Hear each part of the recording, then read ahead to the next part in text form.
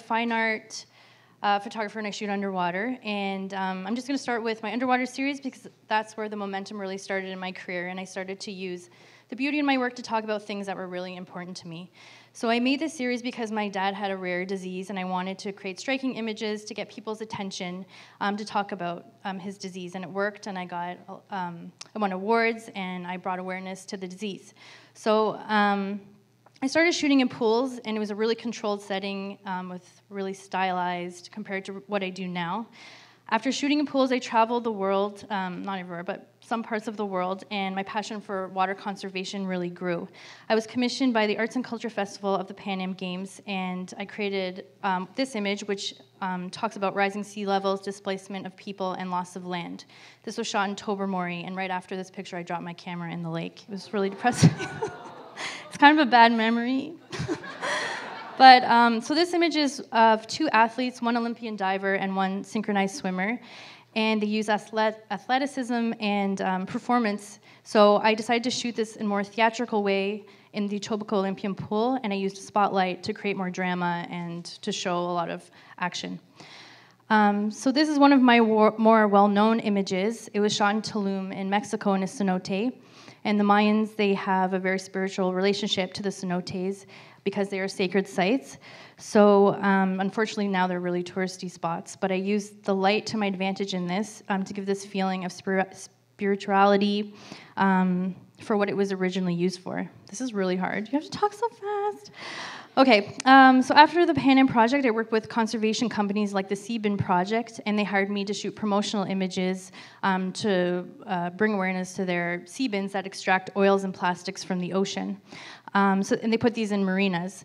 So they wanted to give a positive vision, so they asked for images of like typically of a woman in a white dress, which I didn't really agree with, but that's what I was paid for. So this was 30 feet down with these very photogenic and great fish that showed up right at the good moment. I worked with free divers, and I worked with the Nature Conservation Foundation there, who gave me gear and helped me scout locations. So now I'm off. But when I work with new people, it takes a lot of time to get comfortable with them. So this was someone who was new, and I had to shoot really close to the surface with them to make them comfortable.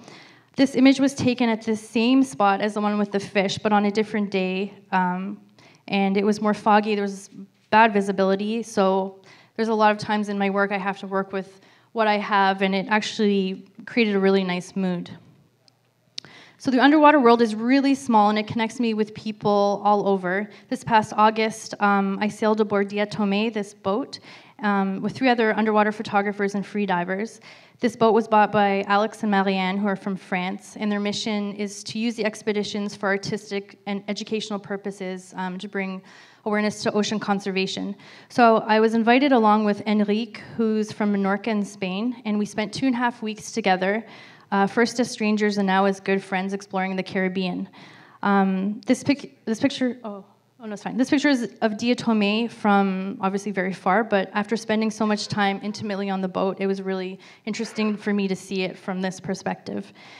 So on this trip, I thought that I'd be shooting more marine life and the flora and fauna and everything, but I ended up getting really close with the crew members. So I would grab them and I would just do these underwater portraits, which is what I'm really used to. So that was in Tobago Cays where I took that, and Marianne was thankfully really open to having her picture taken most of the time, so I was able to practice with lighting and shapes and shadows and compositions, which was really exciting. But this next portrait of Enrique was this very comical character, but he really inspired me because he changed his whole life and he decided to live by the ocean, and he did that. So he's in it every day, and I really wanted to capture him in that way. And this was taken at Petite Navy Island, where it used to be a whaling station, which is very sad. And we thought we'd see a whole bunch of whale bones, but we didn't. We just saw those beautiful underwater landscapes. So we saw also lemon sharks, pufferfish, schools of squid, just these incredible things. But I didn't photograph any of them because I wasn't ready yet. I think you have to be very knowledgeable and responsible when you're going to start to shoot that type of thing. So I just stuck to shooting portraits, and I moved on to I also had an ear infection. I had a lot of problems there. I had an ear infection. I had my feet cut up all over from swimming 4 times a day with fins. So I stayed at the surface, and I just shot a lot of the people I was with. Okay. So this is strange. Okay, anyway, so this is a picture that Enrique took of me, and it really, I never have pictures taken of me. I hate it. But this really gave me a perspective of how far I've come in my career from shooting in pools and lakes, cenotes, and now I'm in the infinity of the ocean.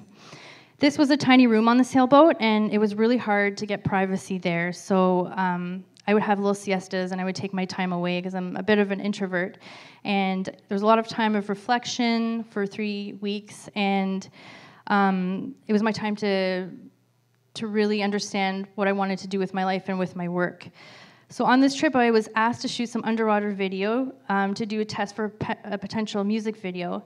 And so I shot this underwater video, and I've been asked to do a lot of music videos now, so it was a good chance to try it out. And it actually worked really well. So this final image was taken in Tassis on Vancouver Island during an artist residency I was doing last year.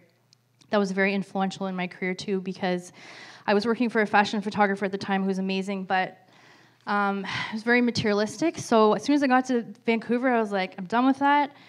I basically stripped everything. I'm done. And yeah, the direction of my career is more fine art documentary now is what I was going to go to. Thank you. Thank you so much, Meaghan.